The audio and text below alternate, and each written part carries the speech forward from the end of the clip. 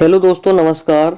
UP BEd entrance exam 2021 की आज के इस वीडियो में आपका हार्दिक स्वागत है।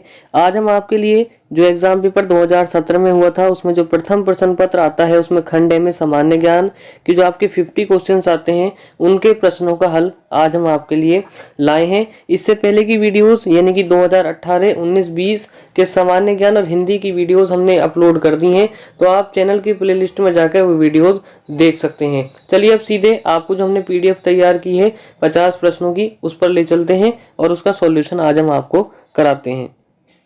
पहला प्रश्न आपकी स्क्रीन पर, दांडी यात्रा की शुरुआत महात्मा गांधी ने कहाँ से की थी? तो देखिए, दांडी यात्रा की शुरुआत महात्मा गांधी ने साबरमती आश्रम से की थी। तो जिसका ऑप्शन होगा वो ऑप्शन नंबर डी बिल्कुल सही हो जाएगा। साबरमती आश्रम से गांधी जी ने दांडी यात्रा की शुरुआत की थी। प्रश्न संख्या 2, सुप्रसिद्ध वाद आईएनए मुकदमा से जुड़े अधिवक्ता निम्न में से कौन थे? सुप्रसिद्ध वाद आईएनए मुकदमा से जुड़े जो अधिवक्ता थे वो थे भूलाभाई देसाई। तो ऑप्शन नंबर ए इसका बिल्कुल सही हो जाएगा। प्रश्न संख्या 3 की तरफ बढ़ते हैं। स्वतंत्रता का नवग्रहित तिरंगा पहली बार किस कांग्रेस अधिवेशन में फहराया गया था? स्वतंत्रता का नवग्रहित तिरंगा पहली बार किस कांग्रेस अधिवेशन में फहराया गया था? तो देखिए, लाहौर अधिवेशन 1929 में फहराया गया था सबसे पहले। तो ऑप्शन नंबर सी इसका बिल्कुल सही होने वाला है। लाहौर अधिवेशन 1929 में नवग्रहित तिरंगा पहली बार कांग्रेस अधिवेशन में फहराया गया था। प्रश्न संख्या 4 की तरफ बढ़ते हैं। मातृ देवी की पूजा किस सभ्यता से संबंधित है? देखिए, मातृ देवी की पूजा किस सभ्यता से संबंधित है? तो मातृ देवी की पूजा सिंधु घाटी सभ्यता से संबंधित है। मातृ देवी की पूजा किससे संबंधित है? सिंधु घाटी सभ्यता। किस बौद्ध संत के प्रभाव में अशोक ने बौद्ध धर्म को ग्रहण किया था? किस बौद्ध संत के प्रभाव में अशोक ने बौद्ध धर्म को ग्रहण किया? तो देखिए, उपगुप्त के प्रभाव में अशोक ने बौद्ध धर्म को ग्रहण किया। प्रश्न संख्या 3 की तरफ बढ़ते हैं। राजस्थान के माउंट आबू में स्थित दिलवाड़ा का जैन मंदिर किस धर्म के अनुयायियों के द्वारा निर्मित किया गया था? देखिए, इस जो पीडीएफ है हमारे 50 क्वेश्चन की जो 2017 में पूछे गए हैं, ये क्वेश्चंस इसमें से काफ़ी ज़्यादा क्वेश्चंस पिछले वर्षों में भी रिपीट हो चुके हैं। तो आपने अगर वीडियोस नहीं देखी हैं तो वीडियो ज़रूर देखें, क्योंकि आने वाले एग्जाम में आपके लिए बहुत ही इंपॉर्टेंट होने वाले हैं। चलिए क्वेश्चन नंबर 6 एक बार फिर रिपीट करते हैं। राजस्थान के माउंट आबू में स्थित दिलवाड़ा का जैन मंदिर किस धर्म के अनुयायियों के द्वारा निर्मित किया गया था? तो देखिए, जैन मंदिर है तो स्पष्ट बात है जैनियों के द्वारा ही निर्मित किया गया होगा। तो ऑप्शन नंबर बी इसका बिल्कुल सही हो जाएगा। प्रश्न संख्या 7 की तरफ बढ़ते हैं। गीत गोविंद के लेखक कौन थे? गीत गोविंद के लेखक देखिए जयदेव थे। तो ऑप्शन नंबर इसका ए बिल्कुल सही होने वाला है। दिल्ली का वह कौन सुल्तान था? प्रश्न संख्या 8, जिसने खलीफा से किसी भी प्रकार की पदवी ग्रहण नहीं की थी। क्वेश्चन नंबर 8, दिल्ली का वह कौन सा सुल्तान था जिसने खलीफा से किसी भी प्रकार की पदवी ग्रहण नहीं की थी? तो सही आंसर होगा Alauddin Khilji. Option number C इसका बिल्कुल सही होने वाला है। प्रश्न संख्या 9 की तरफ, क्वेश्चन नंबर 9 की तरफ बढ़ते हैं। हमारे सौरमंडल का कौन सा ग्रह आकार में पृथ्वी के समान है? हमारे सौरमंडल का कौन सा ग्रह आकार में पृथ्वी के समान है? तो शुक्र जो है आकार में पृथ्वी के समान है। ऑप्शन नंबर सी इसका बिल्कुल सही होने वाला है। क्वेश्चन नंबर 10 की तरफ बढ़ते हैं। निम्न में से किस ग्रह के अपने उपग्रह नहीं हैं? देखिए, किस ग्रह के अपने उपग्रह नहीं हैं? तो देखिए, बुध ग्रह के जो है अपने उपग्रह नहीं है। ऑप्शन नंबर सी इसका बिल्कुल सही होने वाला है। प्रश्न संख्या 11, क्वेश्चन नंबर 11 की तरफ बढ़ते हैं। वायुमंडलीय दशा के अध्ययन को क्या कहा जाता है? वायुमंडलीय दशा के अध्ययन को क्या कहा जाता है? तो इसे मेट्रोलॉजी कहा जाता है। तो ऑप्शन नंबर इसका बी बिल्कुल सही होने वाला है। विश्व की सबसे बड़ी नदी दीप माजुली किस राज्य में अवस्थित है? विश्व की सबसे बड़ी नदी दीप माजुली किस राज्य में अवस्थित है? तो कौन सा ऑप्शन सही होने वाला है? ऑप्शन नंबर बी असम में जो है स्थित है। असम बिल्कुल सही हो जाएगा, option number B. Question number 13 की तरफ बढ़ते हैं। पश्चिमी घाट के उत्तरी भाग को किस नाम से जाना जाता है? पश्चिमी घाट के उत्तरी भाग को कोंकण तट के नाम से जाना जाता है। ऑप्शन नंबर सी इसका बिल्कुल सही होने वाला है। क्वेश्चन नंबर 14, किस प्रजाति के वृक्ष नीलगिरी के में सामान्य रूप से मिलते हैं? किस प्रजाति के वृक्ष नीलगिरी में सामान्य रूप से मिलते हैं? क्वेश्चन नंबर 14, तो यूकेलिप्टिस सही होने वाला है, ऑप्शन नंबर सी इसका बिल्कुल सही हो जाएगा। क्वेश्चन नंबर 15, निम्नलिखित युग्मों का अध्ययन कीजिए। ये युग्म दे रखे इन्होंने, चंबल, नर्मदा, सोन, यमुना, मानस, ब्रह्मपुत्र। तो देखिए चंबल नर्मदा ये बिल्कुल गलत होगा, सोन यमुना ये गलत होगा, मानस ब्रह्मपुत्र ये सही होने वाला है। तो केवल 3 यानी कि ऑप्शन नंबर ए इसका बिल्कुल सही होने वाला है। क्वेश्चन नंबर 16 की तरफ बढ़ते हैं।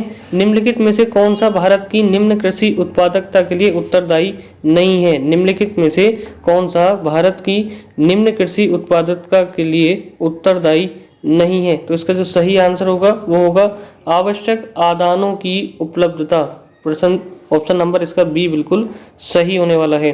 आगे बढ़ते हैं क्वेश्चन नंबर 17 की तरफ। निम्नलिखित में से कौन लोकतांत्रिक व्यवस्था के लिए अपरिहार्य है? निम्नलिखित में से कौन लोकतांत्रिक व्यवस्था के लिए अपरिहार्य है? तो देखिए स्वतंत्र और निष्पक्ष चुनाव ये भी है, अफसर की समानता ये भी है, अधिकारों की सुरक्षा ये भी है, यानी कि सभी हो गए। तो ऑप्शन नंबर इसका जो है डी सही हो जाएगा, ये सभी। क्वेश्चन नंबर 18 इंपोर्टेंट, संविधान किस तिथि को पूर्णतः बनके तैयार हुआ था? प्रश्न संख्या 18, क्वेश्चन नंबर 18, संविधान किस तिथि को पूर्णतः बनकर तैयार हुआ था? तो देखिए इसका जो सही आंसर होने वाला है वो होने वाला है 26 नवंबर 1949 को जो है संविधान पूर्ण बनकर जो है आपका तैयार हो गया था। क्वेश्चन नंबर 19, भारत के संविधान में मौलिक अधिकार हैं। भारत के संविधान में जो है मौलिक अधिकार हैं। देखिए मूल संविधान के एक भाग के रूप में भारत के संविधान के मौलिक अधिकार हैं। क्वेश्चन नंबर 20 की तरफ बढ़ते हैं। भारतीय संविधान के किस अनुच्छेद द्वारा यह शर्त लगाई गई है कि राज्य के नीति निर्देशक सिद्धांत किसी न्यायालय द्वारा लागू या वाद योग्य नहीं होंगे? एक बार फिर प्रश्न सुनते हैं। भारतीय संविधान के किस अनुच्छेद द्वारा यह शर्त लगाई गई है कि राज्य के नीति निर्देशक सिद्धांत किसी न्यायालय द्वारा लागू या वाद योग्य नहीं होंगे? तो सही ऑप्शन अनुच्छेद 37, ऑप्शन नंबर सी इसका बिल्कुल सही होने वाला है। प्रश्न संख्या 21 या क्वेश्चन नंबर 21 की तरफ पढ़ते हैं। भारत के संविधान के अंतर्गत नीति निर्देशक सिद्धांतों का मुख्य उद्देश्य क्या है? लोक कल्याणकारी राज्य की स्थापना। ऑप्शन नंबर ए इसका बिल्कुल सही हो जाएगा। क्वेश्चन नंबर 22, सांख्य दर्शन के प्रवर्तक हैं। सांख्य दर्शन के प्रवर्तक हैं। तो देखिए कपिल जो है सांख्य दर्शन के प्रवर्तक हैं। हमारी वीडियो कैसी लग रही है कमेंट बॉक्स में जरूर बताएं। वीडियो अच्छी लग रही है तो एक लाइक तो बनता है। क्वेश्चन नंबर 23 की तरफ बढ़ते हैं जल्दी से। सामूहिक उपभोग का अर्थ है, सामूहिक उपभोग का अर्थ है। तो देखिए घरेलू खपत सामूहिक उपभोग का अर्थ है। क्वेश्चन नंबर 24, निम्नलिखित में से किस वस्तु की मांग लोचदार है? निम्नलिखित में से किस वस्तु की मांग लोचदार है? तो देखिए चावल की जो है मांग लोचदार। क्वेश्चन नंबर 25, नकदी रिजर्व अनुपात और खुली बाजार क्रिया निम्नलिखित में से किसके उपकरण हैं? तो देखिए नकदी रिजर्व अनुपात और खुली बाजार क्रिया जो है मौद्रिक नीति के उपकरण है। तो ऑप्शन नंबर बी इसका बिल्कुल सही होने वाला है। क्वेश्चन नंबर 26, निम्नलिखित में से क्या वैकल्पिक मुद्रा का एक उदाहरण है? पहले भी आ चुका है क्वेश्चन पिछले वर्षों में। तो जो है ऑप्शन सही होने वाला है, चेक जो है वैकल्पिक मुद्रा का उदाहरण है। ऑप्शन नंबर सी इसका बिल्कुल सही हो जाएगा। गोल्डन हैंडशेक स्कीम का संबंध है। तो देखिए गोल्डन हैंडशेक स्कीम का संबंध जो है वो स्वैच्छिक सेवानिवृत्ति से है। तो ऑप्शन नंबर डी इसका बिल्कुल सही होने वाला है। क्वेश्चन नंबर 28, निम्नलिखित में से किस पंचवर्षीय योजना में वास्तविक विकास दर लांछित विकास दर से कम थी? निम्नलिखित में से किस पंचवर्षीय योजना में वास्तविक विकास दर लांछित विकास दर से कम थी? तो जो है ऑप्शन नंबर बी इसका बिल्कुल सही हो जाएगा, चौथी पंचवर्षीय योजना में। क्वेश्चन नंबर 29, निम्नलिखित में से क्या मात्रात्मक साख नियंत्रण की एक विधि नहीं है? निम्नलिखित में से क्या मात्रात्मक साख नियंत्रण की एक विधि नहीं है? क्वेश्चन नंबर 29, तो इसका जो सही आंसर होने वाला है वो ऑप्शन नंबर डी होने वाला है। बचत खातों पर ब्याज दर में बढ़ोतरी जो है एक मात्रात्मक साख नियंत्रण की विधि नहीं है। बाकी आपका बैंक दर भी होने वाली है, नगद प्रारक्षित अनुपात भी और वैधानिक तरलता अनुपात भी। 30 क्वेश्चन, तरलता अभियान क्या होता है? तरलता अभियान क्या होता है? देखिए तरलता अभियान जो है बैंक जमा रखने की इच्छा, बैंक जमा रखने की इच्छा। क्वेश्चन नंबर 31 की तरफ बढ़ते हैं। प्रति सेकंड 1 खरब गणना करने की क्षमता से युक्त परम 1000 परम 10,000 कंप्यूटर का निर्माण किसने किया? प्रति सेकंड 1 खरब गणना करने की क्षमता से युक्त परम 10,000 कंप्यूटर का निर्माण किसने किया? तो देखिए किसने किया, question number 31 option number C इसका बिल्कुल सही हो जाएगा। CDAC ने जो है इसका निर्माण किया। 32 DTP को विस्तार करें, DTP को विस्तार करें, क्वेश्चन नंबर 32। तो इसका जो सही आंसर होने वाला है वो होने वाला है डेस्कटॉप पब्लिशिंग, सही आंसर हो जाएगा। गुट निरपेक्षता से क्या तात्पर्य है? क्वेश्चन नंबर 33 गुट निरपेक्षता से क्या तात्पर्य है? तो जो सही आंसर होने वाला है वो होने वाला है शक्ति पुंजों से तटस्थता, शक्ति पुंजों से तटस्थता। 34 भारत राष्ट्र संघ का सदस्य कब बना? ये क्वेश्चन पहले भी आ चुका है। भारत राष्ट्र संघ का सदस्य कब बना? तो इसका सही आंसर होगा वो होगा ऑप्शन नंबर ए 1945 में भारत राष्ट्र संघ का सदस्य बना। क्वेश्चन नंबर 35 संयुक्त राष्ट्र संघ की महासभा के अनुसार किस तिथि को अंतर्राष्ट्रीय शांति दिवस मनाया जाता है? तो देखिए 21 सितंबर को जो है अंतर्राष्ट्रीय शांति दिवस मनाया जाता है। 36 विश्व व्यापार संगठन का मुख्य उद्देश्य है, विश्व व्यापार संगठन का मुख्य उद्देश्य है। तो देखिए विश्व व्यापार संगठन का मुख्य उद्देश्य जो है विश्व व्यापार की मात्रा में वृद्धि करना और प्रतिबंधों की समाप्ति। ऑप्शन नंबर सी इसका बिल्कुल सही होने वाला है। 37 की तरफ पढ़ते हैं। निम्नलिखित में से कौन सा पुरस्कार खेल क्षेत्र में प्रशिक्षण के लिए दिया जाता है? इसमें से अधिकतर क्वेश्चन पिछले वर्षों के एंट्रेंस एग्जाम में पूछे गए हैं, 2020, 2019, 2018।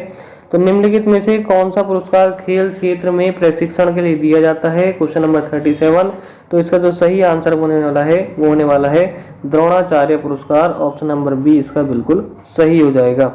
38 अर्थशास्त्र का नोबेल किसके द्वारा दिया जाना जो है आरंभ किया गया? अर्थशास्त्र का नोबेल किसके द्वारा दिया जाना आरंभ किया गया? तो स्वीडिश सेंट्रल बैंक के द्वारा दिया जाना आरंभ किया गया अर्थशास्त्र का नोबेल। 39 मूर्ति देवी साहित्य पुरस्कार किसके द्वारा दिया जाता है? मूर्ति देवी साहित्य पुरस्कार किसके द्वारा दिया जाता है? Question number 39। तो ये जो है भारतीय ज्ञानपीठ ट्रस्ट के द्वारा दिया जाता है। ऑप्शन नंबर सी इसका बिल्कुल सही हो जाएगा। क्वेश्चन नंबर 40 संयुक्ता पाणिग्रह का संबंध किस नृत्य से था? संयुक्ता पाणिग्रह का संबंध किस नृत्य से था? तो ओडिसी नृत्य से था। ऑप्शन नंबर डी इसका बिल्कुल सही हो जाएगा।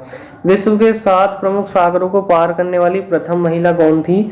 विश्व के 7 प्रमुख सागरों को पार करने वाली प्रथम महिला कौन थी? तो देखिए बूला चौधरी विश्व के 7 प्रमुख सागरों को पार करने वाली प्रथम महिला थी। 42 फ्री थ्रो का संबंध किस खेल से है? फ्री थ्रो का संबंध किस खेल से है? तो बास्केटबॉल से जो है फ्री थ्रो का संबंध है। ऑप्शन नंबर बी इसका बिल्कुल सही होने वाला है। स्पेल ऑन द टाइगर पुस्तक किसके द्वारा लिखी गई? स्पेल ऑन द टाइगर पुस्तक किसके द्वारा लिखी गई? तो ये जो है सैयद माउंट गोबरी के द्वारा लिखी गई। ऑप्शन नंबर सी इसका बिल्कुल सही होने वाला है। क्वेश्चन नंबर 44 की तरफ बढ़ते हैं। रंगवर्धनता किस प्रकार का रोग है? रंगवर्धनता किस प्रकार का रोग है? तो देखिए ये अनुवांशिक रोग है। ऑप्शन नंबर सी इसका बिल्कुल सही होने वाला है। क्वेश्चन नंबर 45 बेरी रोग भोजन में किस विटामिन की कमी के कारण होता है? बेरी रोग भोजन में किस विटामिन की कमी के कारण होता है? तो ऑप्शन ए बिल्कुल सही हो जाएगा। विटामिन B1 की कमी से जो है बेरी रोग होता है। विटामिन B6 का रासायनिक नाम क्या है? Question number 46। जो सही आंसर होगा वो होगा पायरिडॉक्सिन। विटामिन B6 का जो है रासायनिक नाम है। क्वेश्चन नंबर 47 गति के नियम का प्रतिपादन किसने किया था? तो गति के नियम का प्रतिपादन सभी को पता है न्यूटन ने किया था। ऑप्शन नंबर ए इसका बिल्कुल सही हो जाएगा। वीडियो कैसी लग रही है कमेंट बॉक्स में जरूर बताएं। अच्छी लग रही है तो लाइक कर दें और शेयर करते रहें वीडियो लगातार। क्वेश्चन नंबर 48 किस रोग से पीड़ित व्यक्ति में चोट लगने के काफी समय बाद तक भी रक्त लगातार बहता रहता है? क्वेश्चन नंबर 48 आपकी स्क्रीन पर है। किस रोग से पीड़ित व्यक्ति में चोट लगने के काफी समय बाद तक भी रक्त लगातार बहता रहता है? तो हीमोफीलिया जो रोग होता है उसके कारण व्यक्ति का जो है रक्त बहता रहता है अगर उसके कहीं चोट लग जाए। 49 दवा व खाद्य पदार्थों के संरक्षण आदि में किस अम्ल का प्रयोग होता है? दवा व खाद्य पदार्थों के संरक्षण आदि में किस अम्ल का प्रयोग होता है? तो देखिए बेंजोइक अम्ल का प्रयोग होता है। ऑप्शन नंबर बी बिल्कुल सही होने वाला है। क्वेश्चन नंबर 15 लैंगिक जनन की विधि की खोज किसने की थी? लैंगिक जनन की विधि की खोज किसने की थी? तो देखिए जिंडर एवं लेडर वर्ग ने की थी। तो ऑप्शन नंबर ए इसका बिल्कुल सही होने वाला है। बस आज की वीडियो में इतना ही था। फिलहाल 50 क्वेश्चंस हमारे कंप्लीट हो गए। आगे आपको 2017 जो आपकी भाषा हिंदी आती है उसके 50 क्वेश्चंस का हल दिखेगा। अगर आप चैनल पर पहली बार आपने विजिट किया है तो चैनल को सब्सक्राइब कर लीजिएगा, बेल आइकन दबा दीजिएगा और प्ले लिस्ट में जाके पहले की वीडियो जरूर देख लीजिएगा क्योंकि काफ़ी आपके लिए हेल्पफुल होने वाली हैं बीएड एंट्रेंस एग्जाम 2021 के लिए। चैनल में